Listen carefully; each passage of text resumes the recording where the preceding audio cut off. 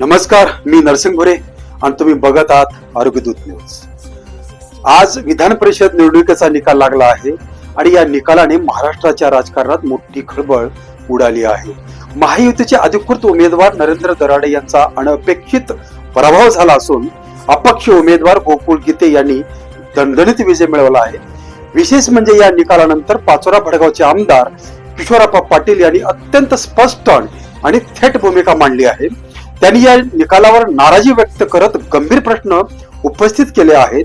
किशोरप्पा पाटील म्हणाले की नाशिकचा हा निकाल मला आधीपासूनच अपेक्षित होता, म्हणूनच जळगावमध्ये आम्ही अपक्ष उमेदवार उभे केले होते। मात्र शिवसेना पक्षप्रमुख आणि उपमुख्यमंत्री एकनाथराव शिंदे यांच्या आदेशानुसार त्या उमेदवारांनी माघार घेतली।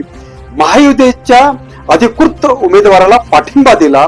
आमदार पाटील यांनी पुढे सांगितलं की जळगाव जिल्ह्यातील शिवसेनेचे सर्व आमदारांनी आणि मतदारांनी महायुतीचा धर्म 100% पाळला, प्रामाणिकपणे पाळला। अधिकृत उमेदवाराला मतदान केलं। दुसऱ्या पसंतीचे मतही इतर कोणालाही दिले नाहीयेत। मात्र दुसरीकडे नाशिकमध्ये वेगळं चित्र पाहायला मिळालं। गोकुळ गीते यांनी मोठ्या प्रमाणात मते मिळाले आणि ते विजय झाले। त्यामुळे महायुतीतील काही घटकांची पाठीत खंजीर खुपसल्याची भावना व्यक्त होत आहे। आता आपण पाहूया आमदार किशोरप्पा पाटील यांची नेमकी प्रतिक्रिया काय आहे। नमस्कार। नाही, मला नाशिक जिल्ह्याच्या बद्दल हा निकाल अपेक्षितच होता आणि म्हणूनच आपण 2 अपक्ष उमेदवार जळगाव जिल्ह्यासाठी दिलेले होते।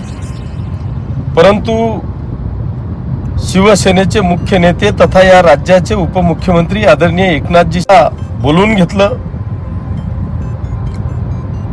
आणि सज्जड दम दिला की आपल्याला कुठल्याही परिस्थितीत दोघे अपक्ष उमेदवारांची माघार घ्यावी लागेल आणि भारतीय जनता पक्षाच्या महायुतीचं आपल्याला प्रामाणिकपणे काम करावं लागेल, अशा पद्धतीचा दम दिल्यामुळे आम्ही नाईलाजास्तव आपल्या जळगाव शहरातले जिल्ह्याचे दोघेही अपक्ष उमेदवारांचा पाठिंबा जाहीर केला। नुसताच जाहीर केला नाही तर 100% शिवसेनेच्या सगळ्याच आमदारांनी किंवा आमच्या नगरसेवकांनी प्रामाणिकपणे नुसतं एकच काम केलं नाही तर सेकंड वोटिंग सुद्धा, सेकंड प्रेफरन्स सुद्धा शिवसेनेच्या अपक्ष उमेदवाराला दिला नाही।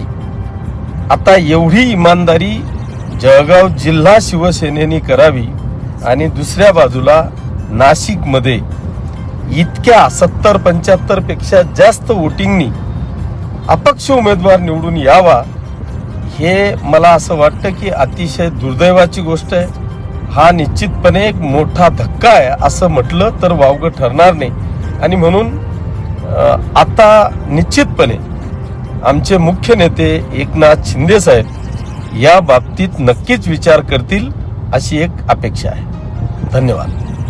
किशोरप्पा पाटील यांच्या प्रतिक्रियेनंतर आता प्रभूत उमेदवार नरेंद्र दराडे यांनी देखील गंभीर आरोप केले आहेत।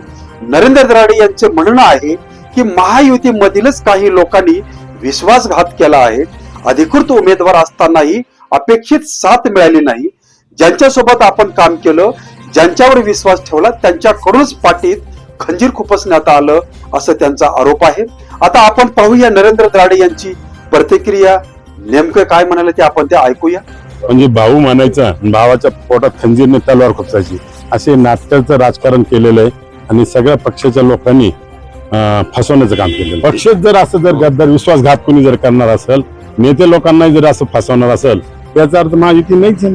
स्पष्ट लढून घ्यायला पाहिजे। आमची तयारी होती लढण्याची, पण आमचा विश्वासघात झाला। 100% पाठिंबा होताच त्यांना, त्यामुळेच इतके मत, भाजपाचे 200 मत होते, 200 मत एक साईडला जर गेल्यानंतर खाली काय राहणार। आता भाऊ वरिष्ठांना मी कळू। मित्रांनो, या निकालामुळे एक गोष्ट स्पष्ट झाली आहे की नाशिक विधान परिषद निवडणुकीत मोठ्या प्रमाणावर अंतर्गत नाराजी आणि क्रॉस वोटिंग झाल्याची चर्चा रंगत आहे। एकीकडे जळगावमध्ये महायुतीचे कार्यरत आणि लोकप्रतिनिधी प्रामाणिकपणे आदेश पाळल्याचा दावा केला जात आहे, तर दुसरीकडे नाशिकमध्ये अधिकृत उमेदवाराचा पराभव होतो। त्यामुळे हा पराभव नेमका कसा झाला, कोणामुळे झाला आणि यावर महायुतीचे वरिष्ठ नेते कोणती भूमिका घेणार, याकडे संपूर्ण राज्याचं लक्ष आहे। दरम्यान आमदार किशोरप्पा पाटील यांनीही संपूर्ण प्रकरणाचा महायुती नेतृत्वाने गांभीर्याने विचार करावा अशी अपेक्षा व्यक्त केली आहे. या संपूर्ण प्रकरणावर तुमचं मत काय आहे? नाशिकमध्ये महायुतीचा पराभव हा अंतर्गत नाराजीचा परिणाम आहे का, की आणखी काही कारणे आहेत? तुमचं मत कमेंटमध्ये नक्कीच सांगा. मी नरसिंग गोरे, आरोग्य दूत न्यूज. धन्यवाद.